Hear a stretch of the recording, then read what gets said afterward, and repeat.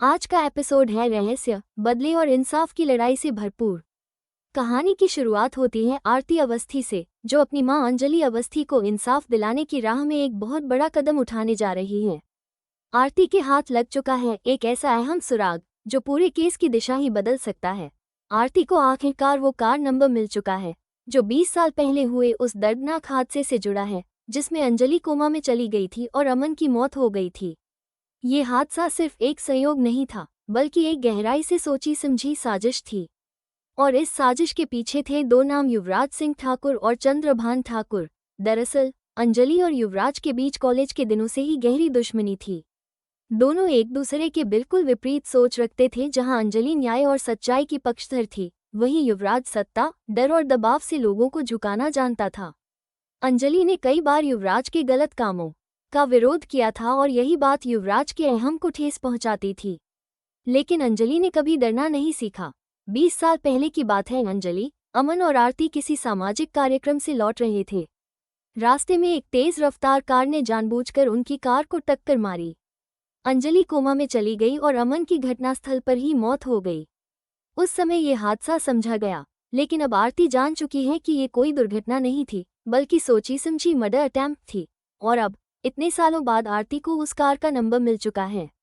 यह नंबर ही वो पहला सुराग है जिससे सच्चाई की पूरी परतें खुलने वाली हैं। आरती अब अकेले इस केस की तह तक जाने का फैसला करती है। वो अपनी मां अंजलि की आंखों में फिर से उम्मीद की किरण जगाना चाहती है। अंजलि अब भी कोमा में है, लेकिन आरती का यकीन है कि उसकी मम्मी उसकी आवाज़ सुन रही है, उसकी हर कोशिश को महसूस कर रही है। आरती सबसे पहले उस पुराने केस की फाइल निकालती है जिसमें पुलिस ने हादसे के वक्त की रिपोर्ट दर्ज की थी। रिपोर्ट में कार का कोई नाम नहीं था, कोई रजिस्ट्रेशन नहीं, सब कुछ साफ कर दिया गया था। लेकिन अब आरती ने एक पुराने अखबार की कटिंग और एक चश्मदीद गवाह की मदद से कार का असली नंबर ट्रेस कर लिया है। ये गाड़ी एक समय पर युवराज के ड्राइवर के नाम पर रजिस्टर्ड थी और यहीं से आरती को यकीन हो गया कि उसके परिवार के साथ हुआ हादसा एक बदला था, एक गहरी साजिश। अब आरती इस सुराग को लेकर पहुंचती है क्राइम ब्रांच के एक पुराने ऑफिसर इंस्पेक्टर जाधव के पास, जो इस केस में शुरुआती जांच अधिकारी थे, लेकिन बाद में केस अचानक बंद कर दिया गया था। जाधव पहले तो आरती से बात करने से मना करते हैं, लेकिन जब आरती उन्हें अपने पास मौजूद सबूत दिखाती है, जैसे वो कार का नंबर, अखबार की कटिंग और अस्पताल की पुरानी रिपोर्ट, तो जाधव चौंक जाते हैं। जाधव कहते हैं, बेटा, तुम जो करने जा रही हो उसके लिए बहुत हिम्मत चाहिए। ठाकुर खानदान छोटा नाम नहीं है। मैंने 20 साल पहले इस केस में कुछ ऐसा देखा था जिसे मैं आज तक भुला नहीं पाया, लेकिन उस समय मेरे हाथ बंधे हुए थे। आरती जवाब देती है, अब हाथ खोल दीजिए सर, क्योंकि अब बात सिर्फ मेरी माँ की नहीं, उस इंसाफ की है जो 20 साल से दफन है। इंस्पेक्टर जाधव अब आरती की मदद करने को तैयार हो जाते हैं। वे आरती को कुछ ऐसे दस्तावेज दिखाते हैं जो कभी कोर्ट में पेश नहीं किए गए थे। ये डॉक्यूमेंट्स किसी ने जानबूझकर फाइल से गायब कर दिए थे और उनमें से एक में उस रात के एक सीसीटीवी फुटेज का जिक्र है जो अस्पताल के बाहर की थी। अब आरती को अगला सुराग मिल जाता है, वो हॉस्पिटल जहां उसकी मां को भर्ती किया गया था। वो सीधा पहुंचती है उस अस्पताल के रिकॉर्ड रूम में। वहां की सीनियर नर्स, जो अब रिटायर हो चुकी है, आरती को पहचानती है और कहती है, तुम बिल्कुल अपनी मां जैसी हो, निडर और सच्चाई की लड़ाई लड़ने वाली। आरती अब उस रात का सीसीटीवी फुटेज हासिल करने की कोशिश में लग जाती है। लेकिन इतने सालों बाद क्या उस फुटेज का कुछ मिलेगा, या फिर वो सब मिटा दिया गया है? इसी दौरान चंद्रभान ठाकुर को भी इस बात की भनक लगने लगती है कि आरती कुछ बड़ा करने जा रही है। वो युवराज को चेतावनी देता है, वो लड़की बहुत आगे निकल गई है। अगर हमने उसे अभी नहीं रोका तो वो पूरे ठाकुर खानदान को ले डूबेगी। युवराज सिंह ठाकुर अब आरती को सबक सिखाने की प्लानिंग में लग जाता है। वो अपने खास आदमी राणा को आदेश देता है कि आरती की हर गतिविधि पर नजर रखी जाए और अगर जरूरत पड़े तो उसका भी एक्सीडेंट करा दिया जाए। लेकिन आरती इस बार झुकने वाली नहीं है। उसने ठान लिया है कि चाहे कुछ भी हो जाए, वो अपनी मां अंजलि को इंसाफ दिलाकर रहेगी।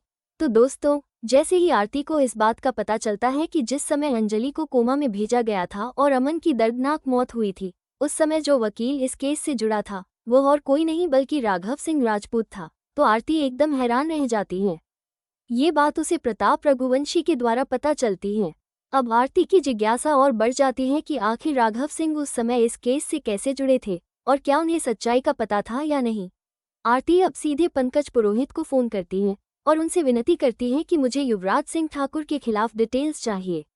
वो पूछती है, सर क्या युवराज सिंह ठाकुर पर कोई क्रिमिनल केस फाइल है?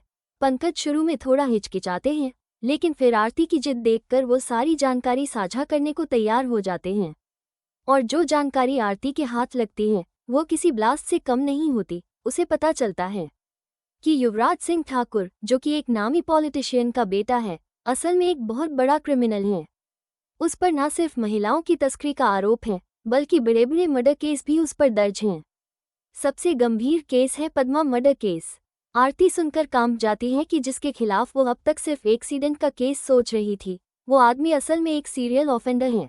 लेकिन इसी बीच पंकज पुरोहित ये भी बताते हैं कि शुरुआत में उनके दादा गणेश अवस्थी और घर के कुछ लोग नहीं चाहते थे कि आरती इस केस में इतनी गहराई तक जाए, क्योंकि वो जानते थे कि इसमें बहुत खतरा है।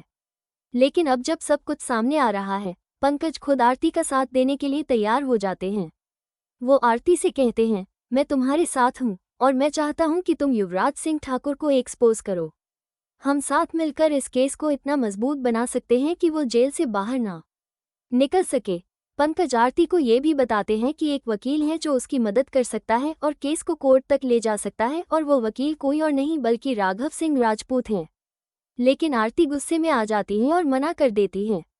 वो कहती है, मैं उस आदमी से कोई मदद नहीं लूंगी जिसने मेरे दादाजी को घर से निकाल दिया था और मेरी माँ के कोमा में जाने के बाद उनके परिवार ने हमसे सारा रिश्ता तोड़ दिया था। आरती की ये नाराजगी और दर्द साफ नजर आता है। वो अपने स्वाभिमान से कोई समझौता नहीं करना चाहती, लेकिन पंकज उसे समझाते हैं कि अगर तुम्हें इंसाफ पाना है तो तुम्हें अपने व्यक्तिगत गिले शिकवे एक बार साइड में रखने होंगे। आखिरकार आरती इस केस को आगे ले जाने का फैसला करती है, लेकिन राघव की मदद लिए बिना। और इसी बीच आरती के हाथ एक बड़ा सबूत लगता है, उस कार का नंबर जिससे 20 साल पहले एक्सीडेंट हुआ था। अब आरती इस कार नंबर के सहारे एक ऐसी तहकीकात शुरू करने वाली है जिससे सारे राज खुलते चले जाएंगे। ये कार नंबर उसे उस शख्स तक ले जा सकता है जो उस एक्सीडेंट का गवाह था, या फिर कोई ऐसा व्यक्ति जो आज तक सामने नहीं आया।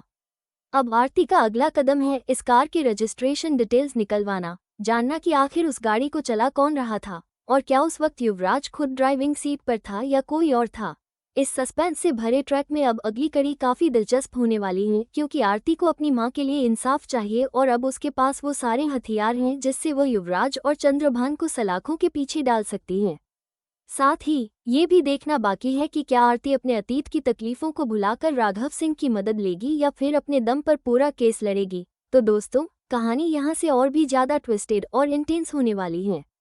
क्या आरती अपने मकसद में कामयाब होगी? क्या अंजलि को आखिरकार न्याय मिलेगा? और क्या युवराज सिंह ठाकुर जैसे पावरफुल आदमी को सच में सजा मिल पाएगी? अगर आप इस कहानी के अगले अपडेट्स जानना चाहते हैं और इस केस की गहराई तक जाना चाहते हैं तो चैनल को जरूर सब्सक्राइब करें और बेल आइकन दबाएं, ताकि जब भी मैं अगला पार्ट लेकर आऊं आपसे कोई भी अपडेट मिस ना हो। और हाँ, अगर आप चाहते हैं कि मैं इस स्टोरी के हर ट्विस्ट पर डीप एनालिसिस करता रहूं तो नीचे कमेंट करें पार्ट 3 चाहिए, ताकि मुझे पता चले कि आप इस केस की तह तक जाना चाहते हैं। मिलते हैं जल्दी ही एक और धमाकेदार वीडियो में।